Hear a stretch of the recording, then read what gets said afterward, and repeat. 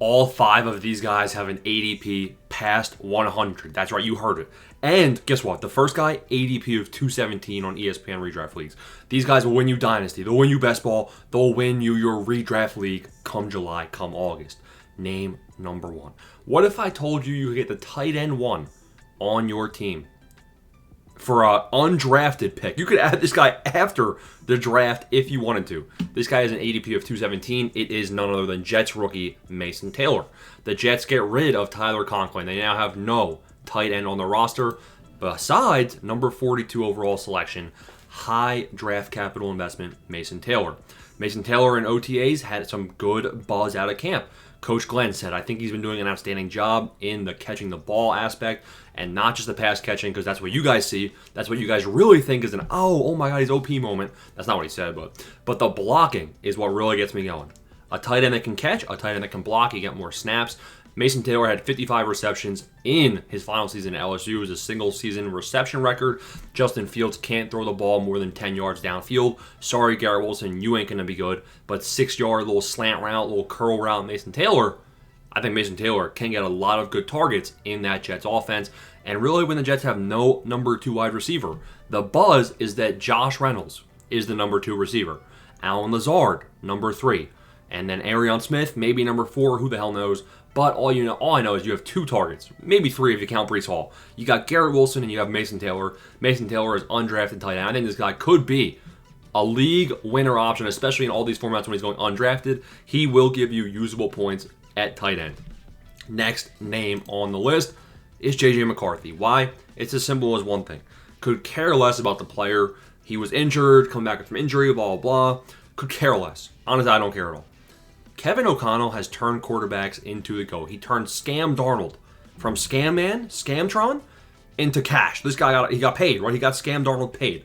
Then you got another quarterback. Who? Kirk Cousins. Kirk Cousins had the most passing yards of his career under KOC. Now you got J.J. McCarthy coming off of the injury. He had a year to sit, a year to watch, and you have the best receiver, one of the best receivers, if not the best, in the league, of Justin Jefferson. Now, Jordan Addison probably will be missing the first 3 games of the year. Hawkinson is healthy, though, so you got J.J. McCarthy. Very good offense, very good wide receivers. I think J.J. McCarthy is poised for success in his rookie year. And listen, if we're looking at the betting props have J.J. McCarthy inside the top 12 quarterbacks in terms of finishers. So, I mean, if you don't really want to rely on fantasy projections, fantasy point per game projections, because the sports books have nothing to lose. But if we look at the actual, the yardage, total yards thrown, total touchdowns thrown, J.J. McCarthy, people think he's going to have a good year, so I like him. ADP of 150 in best ball. Can you believe it? In redraft leagues, he's currently sitting at, where is he? 129, so a bit higher in redraft leagues. He's going ahead of Tua Tagovailoa, Matthew Stafford. They're both undraftable in my eyes.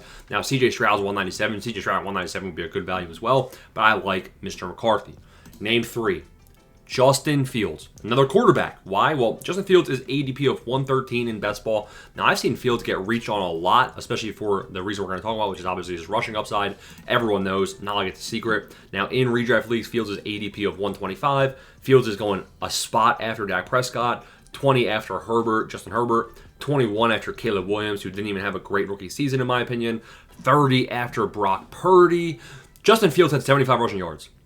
76 rushing yards in 2022 per game. Say it again.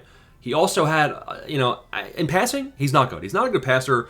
The weapons we just talked about, right? He has no number 2, no number 3 wide receiver. He has Garrett Wilson, Mason Taylor, and then a good running offense. This is going to be a run-first offense, which actually includes Justin Fields. So we're going to see Justin Fields at around 50 yards rushing per game, in my opinion. That is an automatic 5 points in your fantasy lineup at quarterback every single week, not including any rushing touchdowns, not including any passing touchdowns, which are, far and few and many, right? But if Fields is going to be playing all 17 games for this Jets team, he's going to be running around for his life like a madman, and we saw that in 2022 when he had 76 rushing yards per game when he was the QB5.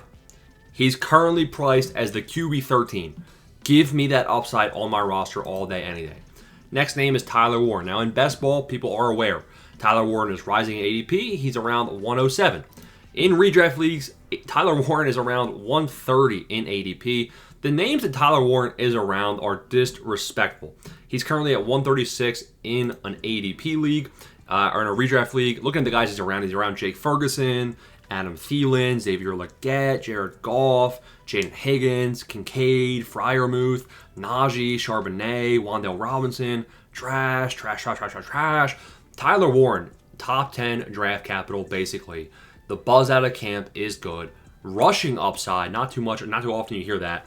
Now, yes, debatably, Colson Loveland has a better quarterback. Actually, it's not debatable. I mean, I'm not a huge fan of Caleb Williams, but even I would say Caleb Williams is probably better than whoever the Colts are going to be putting out there whatever week of the season. But Colson Loveland does have more. He does have more competition for his targets. Tyler Warren, Josh Downs, I think he's poised for a break. I think Josh Downs is a good sleeper. Pittman, I'm not too worried about him. And nobody else. Adonai Mitchell, okay. Alec Pierce, Alec Pierce randomly had 800 yards and 8 touchdowns last year. Kind of weird. We should probably be talking about that too. But Tyler Warren definitely is a good value selection. Last name is Amika Ebuka Jr., Chris Godwin, Mike Evans. Rarely do we see them on the field for every single game of the season. Plus, Godwin's already coming off of an injury. Mike Evans and Godwin both were insane. Don't get this wrong.